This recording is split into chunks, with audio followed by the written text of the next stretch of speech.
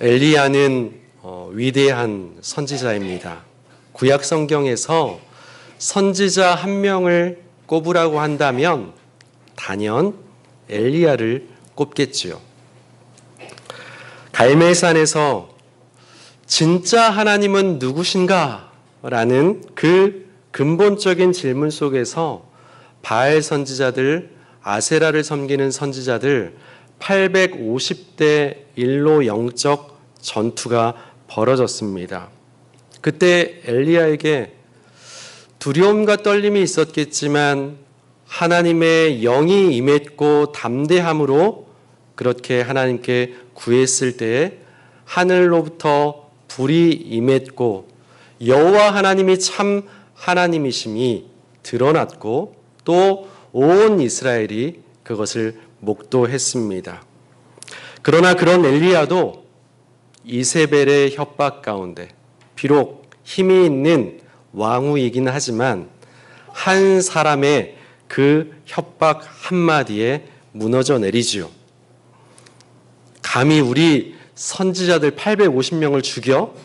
너 내일 이맘때 이 선지자들처럼 똑같은 신세가 될 거야. 그렇지 않으면 나를 가만히 두지 않으실 거야, 신이. 이렇게 이야기합니다. 협박 한마디에 깊은 절망에 빠졌습니다. 죽음을 각오해야 할 위협 앞에서 도망칩니다. 그리고 유다 광야를 통해 로뎀나무 아래에 주저앉아 있습니다. 여호와 하나님, 이제는 되었습니다. 제발 내 생명을 거두어 가십시오. 조상들에 비하면 저는 아무것도 아닙니다. 지금 엘리야는 심각한 우울감에 빠져 있습니다. 힘을 다 잃어버린 상황입니다. 승리를 경험했지만 깊은 영적 침체를 마주하고 있어요. 우리도 종종 그런 순간을 당하지 않습니까? 믿음으로 순종하고 헌신하고 열심을 냈는데 그 결과는 오히려 고난으로 찾아오고 핍박을 맞게 됩니다. 그래서 우리는 하나님께 묻습니다. 하나님, 제가 뭔 큰 잘못을 했습니까? 왜 저를 이렇게 내버려 두십니까? 사역의 영광과 그 열매 뒤에 찾아온 극심한 침체 그리고 낙심, 그의 모습은 우리의 모습과도 다르지가 않습니다. 우리는 하나님의 일을 하면서도 때때로 외로움과 고립감 속에서 허우적대기도 합니다. 그래서 이런 생각에 빠지죠. 나 혼자만 모든 것을 다 감당한다는 생각이 듭니다. 처음에는 열심으로 시작하는데 어느 순간에는 지쳐서 왜 이걸 나 혼자만 감당해야 되는가? 또 이런 부담감도 있죠. 나 아니면 일이 되지 않는다. 그러므로 내가 꼭 해야 된다 하는 그런 압박감, 부담감도 있습니다. 그러면서 동시에 하나님은 왜 나를 보호해 주시지 않지? 왜 나와 함께 하시지 않지? 이런 의문에 휩싸이기도 합니다. 엘리야는 위대한 사역 가운데에서도 개인적인 삶의 안위가 보장되지 못했어요. 여러분, 850대 1로 싸울 만큼 그 당시 영적 상황은 하나님을 버린 이방신들, 우상을 숭배하던 시대였습니다. 그에 앞장섰던 왕권이었습니다. 여호와를 섬기는 선지자들은 힘이 없던 시대였습니다. 그러므로 하나님께서 지켜주셔야 되지 않을까요? 하나님께서 함께 해주셔야죠. 삶도 책임져 주시고 철옹성과 같은 그런 보호막을 마련해 주시는 게 마땅하지 않습니까? 우리 생각은 그래요. 그런데 넉넉한 양식도 없습니다. 그저 도망가라고 해요, 하나님께서. 그리고 먹을 것을 위해서 까마귀를 통해서 또 이방 여인에게 기대라고도 하십니다. 하지만 그곳에서 기적을 보게 하세요. 까마귀가 떡을 가져다 주고 고기를 물어다 줍니다. 그리고 사르밧 과부의 집에 머물고 있는 때에 가루 한 주먹, 기름 한 방울, 그것이 다였음에도 불구하고 엘리야가 머물러 있는 그동안에는 가루가 떨어지지 않고 기름도 마르지 않게 하셨습니다. 하나님께서 일하시는 방식은 우리가 기대하는 방식과는 달라요. 우리는 편안함을 원합니다. 안정적이기를 원해요. 하나님, 저는 좀 마음이 편안한 상태에서 믿고 싶어요. 마음이 편안한 상태에서 봉사하고 싶어요. 이렇게 이야기하죠. 지금 제 코가 석자입니다. 지금 제 마음이 그렇지 못하다고요. 여러 핑계를 댑니다. 그리고 또 내가 봉사하면서도 하나님, 내가 이만큼 했으니 이거 채워주셔야죠. 이런 대가 하나님 당연히 해주셔야죠. 이렇게 말합니다. 그런데 엘리야는 비록 그런 편안한 상황이 아닐지라도 하나님의 음성을 듣고 순종했고 그 안에서 하나님의 살아계심을 경험했습니다. 하나님의 일하심을 직접 보았어요. 공급하심도 경험했습니다. 그럼에도 불구하고 엘리야는 갈멜산에서의 큰 승리 이후에 이스라엘 백성들의 전혀 변화되지 않는 모습을 보면서 절망의 나락으로 떨어집니다. 너무나도 실망스러워요. 이렇게 큰 일을 이스라엘 백성들이 보았다면 변화가 일어나야 되는데, 영적 대각성 운동이라도 일어나야 되는데 이 백성 도대체 희망이 없습니다. 낙담합니다. 오히려 더 깊은 절망에 빠집니다. 그리고 하나님께 항변해요. 내가 열심을 다해 하나님을 섬겼습니다. 그런데 이스라엘 자손들은 주님의 약속을 버렸습니다. 주의 제단을 다 허물어 버렸어요. 예언자들도 칼로 죽였습니다. 그리고 예언자들 이제 나 혼자만 남았을 뿐입니다. 저도 언젠가는 죽은 목숨이겠지요. 엘리야의 고독한 절규입니다. 너무나도 절망적이죠. 그리고 외로움이 철철 묻어납니다. 자신의 사역과 열심이 헛된 것만 같습니다. 도대체 지금까지 내가 했던 열심은 다 뭐란 말인가? 내가 지금까지 해왔던 것은 다 뭐란 말인가? 자신만 남아있다는 그런 생각이 들어서 하는 절규는 어찌 보면 우리의 마음속에서 일어나는 절규와도 같습니다. 그런 엘리야에게, 그런 우리들에게 하나님께서 말씀하세요. 나는 이스라엘에게 아직도 바울에게 무릎 꿇지 않은 7,000명을 남겨두었다. 나 혼자만 있는 것처럼 여겨지는 그 순간에 지금 하나님께서 말씀하십니다. 7,000명의 무릎 꿇지 않는 사람을 예비해 놓았다고 말이죠. 엘리야가 보지 못했던 사람들, 하나님의 뜻에 따라서 믿음으로 순종했던 사람들 하나님께서는 예비해 놓으셨다는 얘기입니다. 하나님의 사람으로 우리는 때로 내가 다 해야 될 것 같다, 그런 부담에 짓눌립니다. 동역자가 보이지 않고 또 내가 하는 사역에, 내가 하는 열심을 이해해주지 못하는 그런 사람들, 이해해주는 사람도 없는 것 같은 상황 속에서 나는 혼자야 하는 생각에 무너집니다.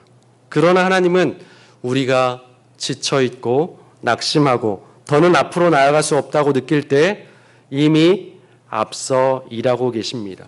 그러면서 말씀하세요. 외로워하지 마. 더 이상 외로워하지 마. 내가 너와 함께 있어. 지금까지도 함께 했고 앞으로 인생 가운데도 늘 함께 할 거야 말씀하십니다. 우리와 함께 할 사람을 또한 붙여주겠다고 말씀하십니다. 알지 못하는 수많은 동역자들을 하나님은 세워주신다고 말씀하시는 거예요.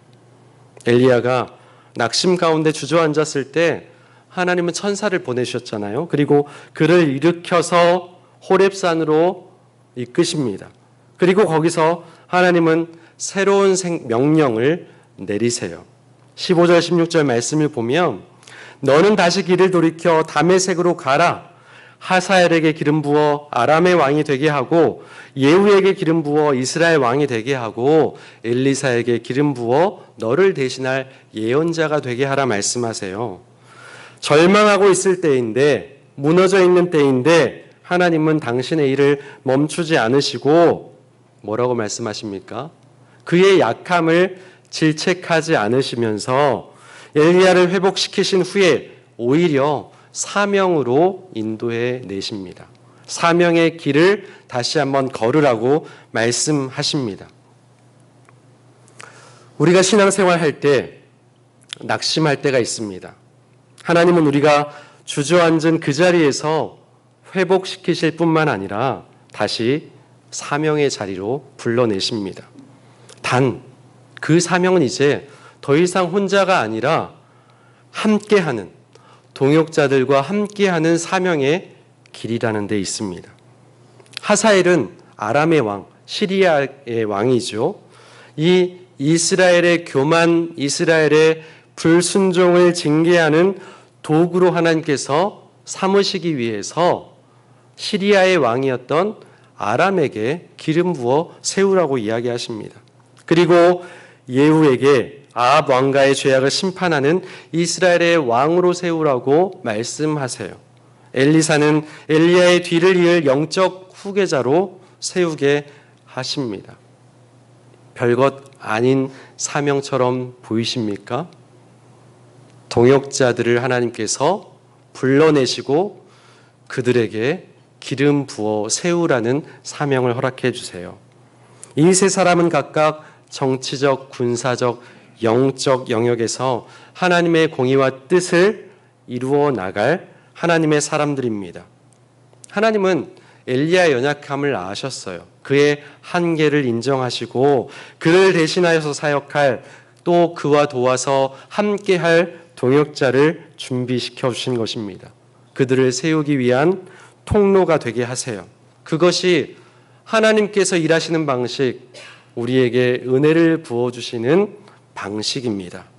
우리가 지쳐 멈추어 섰을 때 하나님은 그 멈춤을 무너뜨리고 제거하는 방식으로 일하시는 것이 아니라 동역자를 불러주셔서, 동역자를 붙여주셔서 함께 사명의 길을 걸어가게 하시는 방법으로 회복해 주신다는 얘기입니다.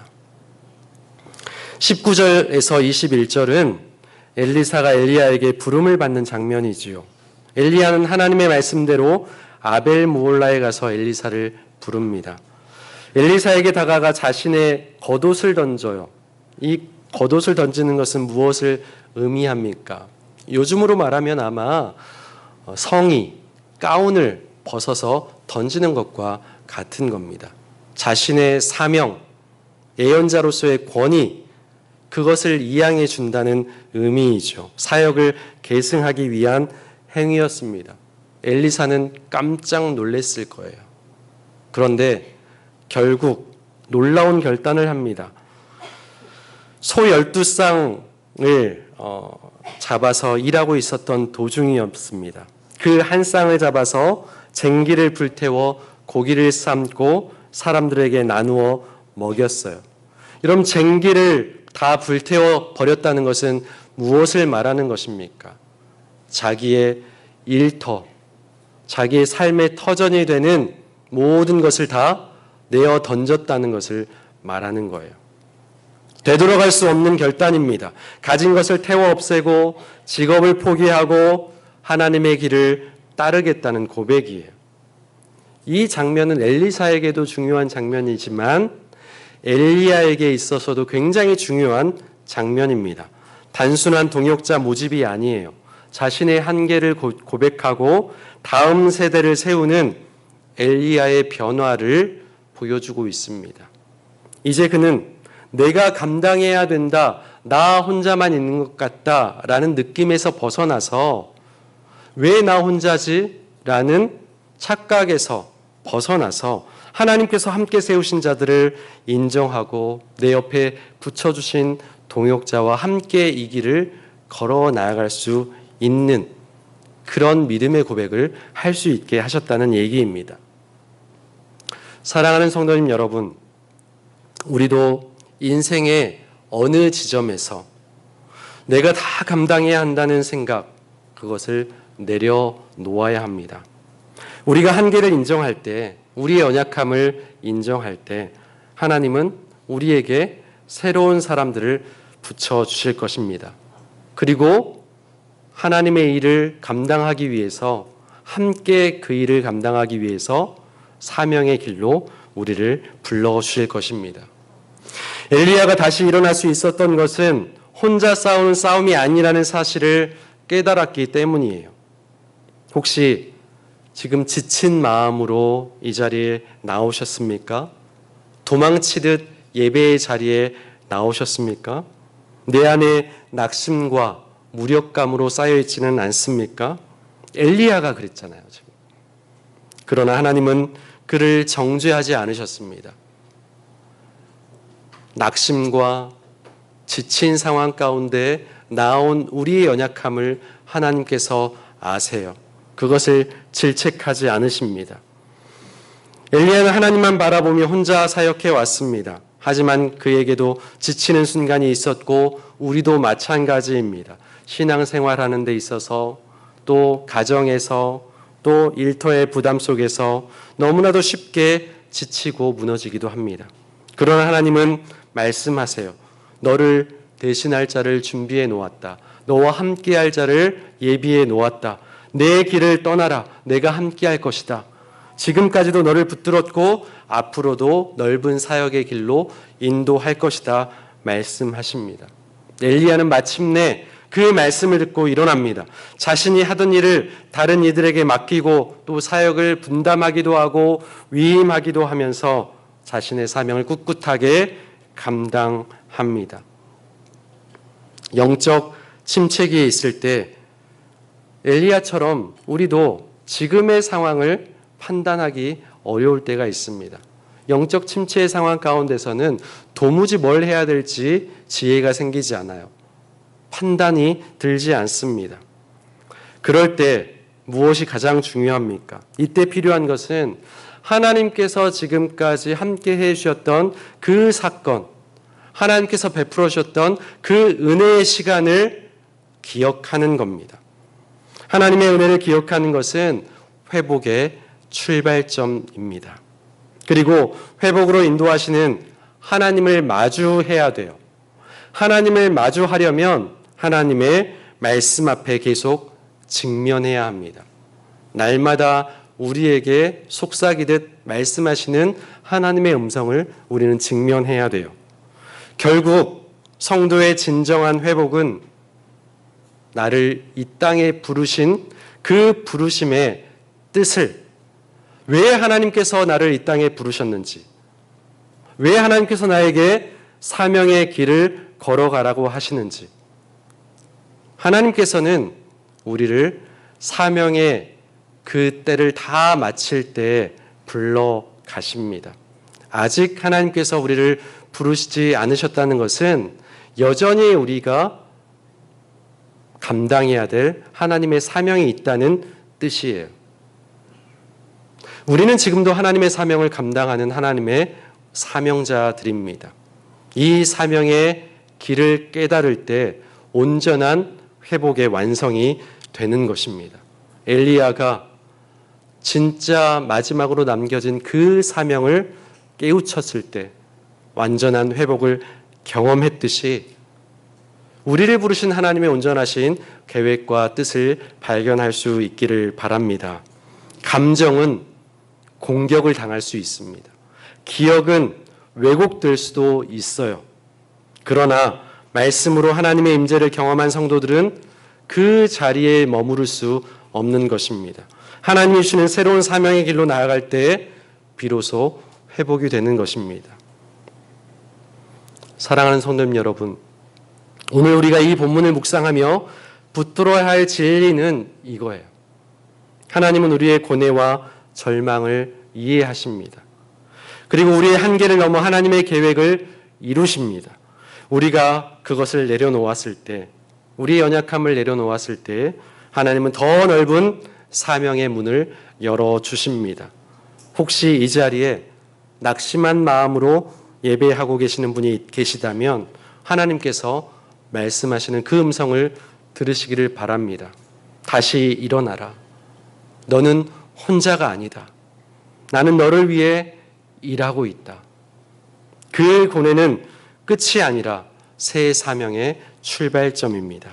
하나님은 여전히 우리를 통해 일하십니다. 그 하나님을 붙드시는 인생 될 수 있기를 소망합니다.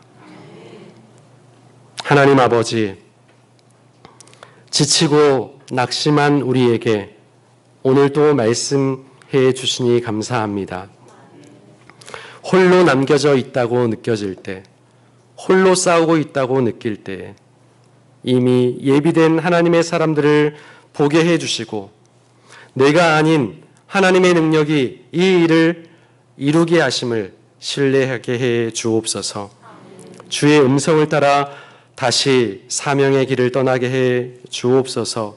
그 사명의 길을 걸어갈 때에 용기와 힘을 더하여 주시고 늘 하나님이 함께해 주신 것을 잊지 않도록 인도하여 주옵소서. 예수님의 이름으로 기도하옵나이다. 아멘.